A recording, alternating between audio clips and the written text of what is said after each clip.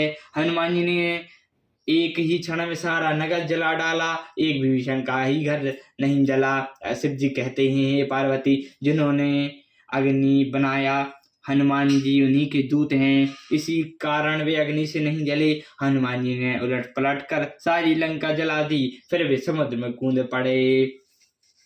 पूछ बुझाई कोई शम रामा, धरि लघु रूप बहुर सिया रामा। जनक सुता के आंग ठौ रामा, वायु कर जोरी जय सिया रामा।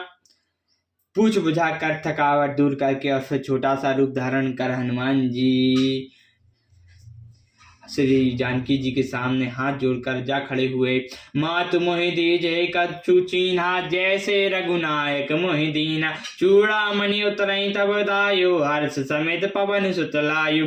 केहु सुतात अस मोर प्रणामा, सब प्रकार प्रभु पूरण कामा।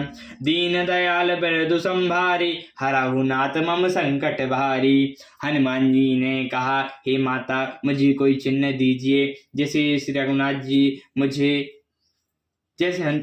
जी ने मुझे दिया था। तब सीता जी ने चूड़ामणि उतार कर दी। हनुमान जी ने उसको हर्षपूर्वक ले लिया। जानकी जी ने कहा, हे तात, मेरा प्रणाम निवेदन कहना और इस प्रकार कहना, हे प्रभु, यद्यपि आप सब प्रकार से पूर्ण काम हैं, तथापि दुइनों पर दया करना आपका अपराध है और मैं दीन हूँ।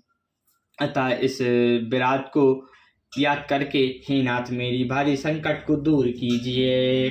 तात सुकृत कथा सुनायो, बान प्रताप प्रभु समुझायो। मासिद बस महुनाथ न आपा, तो पुण्य मोहि जियत न पावा। कहा कपित के ही विधो राखो प्राणा, तुम तात कहत सब अब जाना। मोहि ते ही शीतल भई छाती, पुनि को महु सुइदनु सुराती। हे तात, इंद्रपुत्र जयंती की कथा सुनाना और प्रभु को उनके बाण का प्रताप समझाना। यदि महीने भर में नाथ न आए, फिर मुझे जीत न पाएंगे। हे हनुमान जी, कहो मैं किस प्रकार प्राण रखूं। हे तात, तुम भी अब जाने को कह रहे हो। तुमको देखकर छाती ठंडी हुई थी।